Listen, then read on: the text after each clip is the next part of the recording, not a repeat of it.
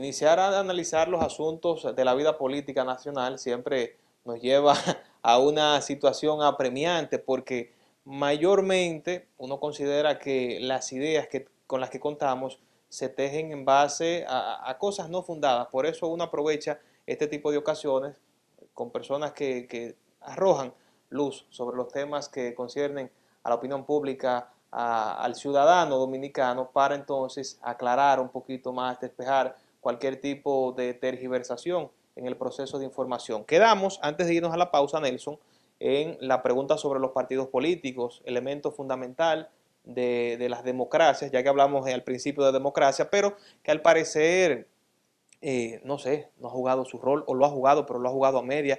¿Qué piensas tú de ese rol que han jugado los partidos políticos y cuál será su rol en lo adelante para que no retrocedamos en las conquistas que se puedan lograr? Así es, mira, todo partido político es el mediador entre la ciudadanía y el poder. Es el mediador entre ciudadanía, pueblo, sociedad y el poder. El rol de los partidos políticos, sobre todo con su militancia interna, debe cambiar, debe asumir una responsabilidad mayor. ¿Por qué? ¿Y a qué nos referimos? La sociedad dominicana como un todo reclama actores políticos de mayor formación, de mayor compromiso y de mayor ética en la gestión pública. Y es a través de los partidos políticos que un funcionario, que un legislador, que un aspirante se articula y llega a una función pública. Pero tú dices eso, y aquí los partidos casi no se refieren al régimen disciplinario que deben tener internamente. Y ahí es que voy. Precisamente los partidos políticos tienen ya que empezar a rendirle cuenta al país. Yo creo que los partidos políticos deben asumir esa responsabilidad, no esperar que sea un tribunal que encauce a un funcionario, a un legislador, a quien sea, por violaciones, sino que empiece a reinar en los partidos políticos esa cultura de régimen de consecuencia, de democracia funcional dentro de los partidos, como un ejemplo de que si yo, partido X, quiero gobernar la nación, soy capaz de gobernarme a mí mismo y tener régimen de consecuencia. Yo debo decir en este sentido, y quiero detenerme aquí para ser yo entrevistador y entrevistado, yo no estoy muy de acuerdo con algo que estoy viendo está practicando, por ejemplo, el partido oficialista PRM en esta ocasión, y es aupando prácticas detestables del pasado como el transfugismo.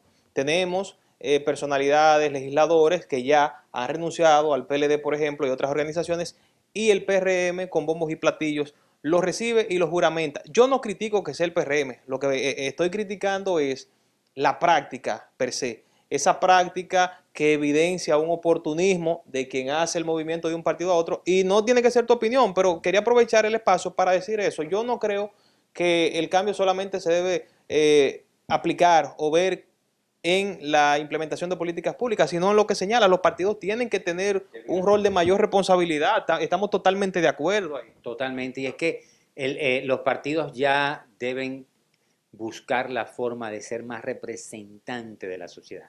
Y es peligroso, te voy a decir lo siguiente, es peligroso que los partidos no hagan eso, porque la antipolítica, lo que llaman la antipolítica, se nutre, o uno de los objetivos principales de la antipolítica es destruir los partidos políticos. Y sin partido político no hay democracia, para que lo tengamos claro. Sin partido político no hay sistema democrático, no hay sistema de partidos. ¿Es bueno o malo que nuestro sistema cuente con 24, 25 entidades políticas? Yo preferiría menos, menos partidos, pero más poderosos, más fuertes, más, como estamos conversando, con más institucionalidad interna, de modo que los aspirantes a hacer política tengan una verdadera aspiración en que el partido X, Y o Z los articulen en un proyecto de poder. ¿Están identificados con esas instituciones? Que sí, que si vas a ser regidor, alcalde, lo que sea que vayas a hacer a través de un partido, que esos partidos sean tan fuertes que ese ciudadano se ve obligado, compelido a cumplir normas internas. Pero mientras más oferta de partido hay, más posibilidades hay de que las reglas internas sean más laxas. Y eso es peligroso. El tema de la pandemia ya ha quitado, digamos, un cuarto de lo que sería esta gestión de gobierno de cara a las elecciones del 2024. Ha alterado las reglas o el contexto en el que se debería jugar. ¿Qué tan determinante sería el presupuesto para las instituciones? A propósito que en estos días se aprobó mediante resolución del Tribunal Superior Administrativo que Fuerza del Pueblo y PRD pasaban a ser partidos mayoritarios, pero ¿qué tan determinante será el tema presupuestario de cara a la campaña 2024? Este país en el mundo entero, sobre todo en la democracia occidental, se necesita dinero, dinero para hacer política. Esa mentalidad no... Podemos criticarlo porque es un vacío de contenido, lo reconozco, pero es esencial en estos medios. Para el 24 no habrá cambiado esa mentalidad de que el pollo, los 2.000 pesos. No creo. Es una cultura muy fuerte y es una cultura que se ha fortalecido con los años. Bien, vámonos entonces al tema que a mucha gente le gusta, Haití. Estamos ahora en proceso de buscar una salida a esa crisis histórica. Desde su fundación, Haití no ha tenido armonía, digamos, pese al crecimiento que pudo exhibir en el siglo XVIII, pero ahora estamos entonces hablando de organismos internacionales, intervención en muchos sentidos de Haití, que es aquello que para Nelson Espinal Báez no se debe hacer en ese proceso de buscarle una salida a la catástrofe que vive Haití. Bueno, vamos a poner las cosas, si me permites, Sí, claro. en positivo. Vamos a ver las cosas que están haciendo que deben hacer. Hoy es sábado y el lunes pasado finalmente hicieron un pacto para tener autoridades mínimas. Eso es positivo. Es positivo porque no había una solución constitucional en Haití. Había un vacío constitucional tan grande. Era peligroso. Había un vacío constitucional tan grande, una ausencia de liderazgo de cabezas en los poderes del Estado, presidencia, poder ejecutivo, Suprema Corte, que es Corte de Casación, dos primeros ministros, bueno, todo lo que sabemos, lo hemos descrito anteriormente. Había una ausencia, un vacío tan grande constitucional que la única fórmula fue lo que pasó el lunes pasado, que vía pacto político, que se dieron unas autoridades mínimas, se dieron unas autoridades para llevar el proceso político hacia adelante. Digamos que eso es positivo.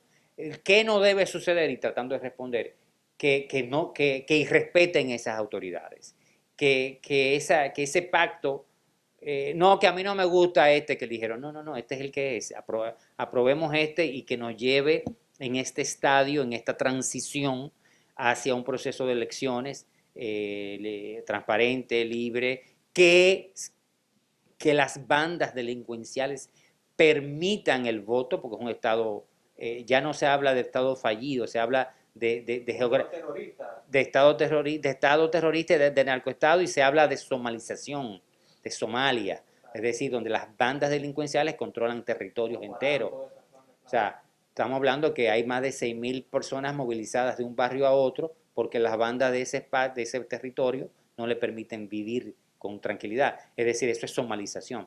Entonces, que las bandas permitan la votación y que la legitimidad del gobierno que surja sea la mayor posible.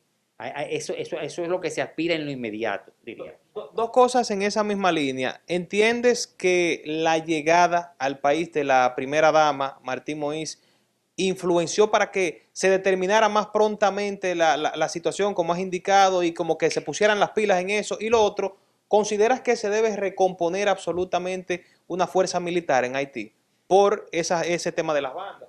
La llegada de la señora Moïse obedece, desde mi punto de vista, a una decisión geopolítica.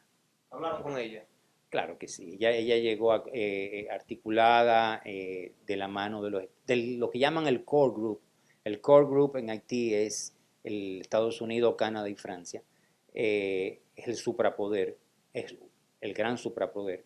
Y ese Core Group, vamos a decir, la articuló con el mito detrás del magnicidio. Eso le da una capacidad de convocatoria muy grande. La sobreviviente, la reviste como de héroe también. Sí, de heroína, de la esposa del mártir que murió, que mataron, que asesinaron, el magnicidio, eso le crea un aura de poder, de convocatoria, ¿no?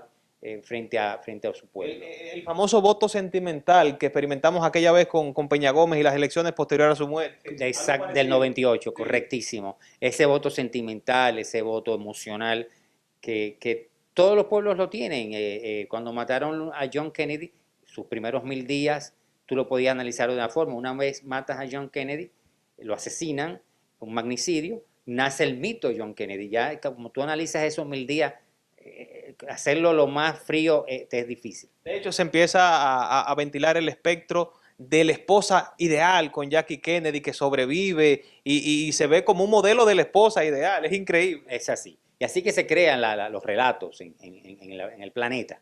Entonces, hay un relato detrás, hay una emoción, hay una historia, hay una importancia, una semiótica en ese sentido. Entonces, esta señora viene, desde mi punto de vista, auspiciada por la geopolítica, porque no se va, en principio, hay que entender que no quieren permitir que esto que se anarquice más de lo que está. Biden habría hablado con ella, ¿entiendes tú? No necesariamente, pero sí personas del Departamento de Estado. Recomposición de fuerzas militares en Haití. El control militar en Haití... Cuidado, que eso es un arma de doble filo. Sí. El control militar en Haití creo que debe estar muy influenciado por el core group.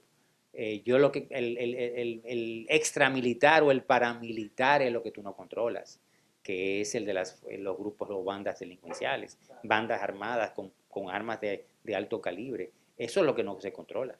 Los ultranacionalistas, agitadores como se les conoce, aquellas personas que no ven más que el sentimiento y la emotividad y que son tan importantes en el juego de las negociaciones Haití-República Dominicana, ¿qué papel deberían jugar en este proceso o cómo deberían las autoridades, las organizaciones mundiales manejar eso? Bueno, vamos por parte. En República Dominicana tenemos que entender, yo llamo que tiene que haber un nacionalismo sano, humano, porque el riesgo que representa Haití es muy grande para nosotros. O sea, no es ese nacionalismo que vemos en otras áreas, demasiado sentimental tal vez.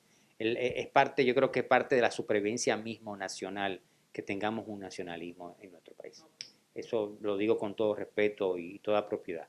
Lo que tenemos al lado es caótico, es anárquico, es una geografía sin control. Entonces, de esto quiero decirlo con toda propiedad. Y eso yo levanto, digamos, la bandera duartiana en ese sentido. Y no podemos comparar nuestro nacionalismo con otros. Ahora bien, como digo lo uno, digo lo otro. Desde el momento mismo del magnicidio, nuestro país se ha manejado muy bien. Quiero felicitar a nuestras autoridades en ese sentido. Se ha manejado con mucha prudencia y a la vez defendiendo el territorio y la soberanía nacional. Lo hemos manejado desde el presidente de la República, su Cancillería, el protocolo militar desatado esa misma noche, esa misma madrugada, protocolo, el Plan Gavión diseñado. El inicio de ese Plan Gavión, el diseño empezó en el gobierno de Leonel Fernández, continuó en el gobierno de Hipólito Mejía, que fue que lo puso en marcha, y ha sido valorado y validado por todos los gobiernos.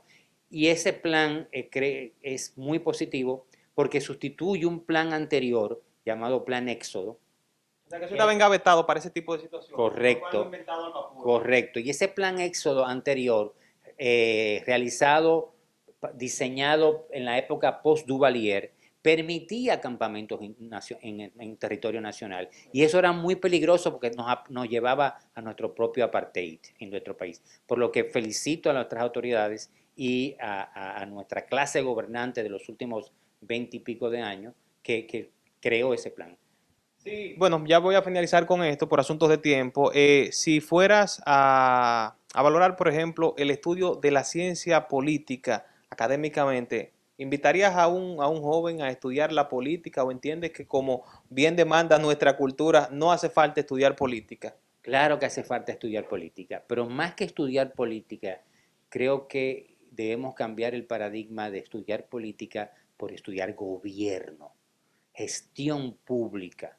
Las escuelas de gobierno incluyen el estudio de las ciencias políticas, pero más que estudiar ciencias políticas, yo invitaría a los jóvenes a estudiar en escuelas de gobierno que incluyen la teoría y la práctica de la ciencia política y la teoría y las buenas prácticas del gobierno y todo lo que significa construir una clase gobernante en nuestro país. Nelson Espinal Báez estuvo conversando con nosotros. Gracias, Nelson.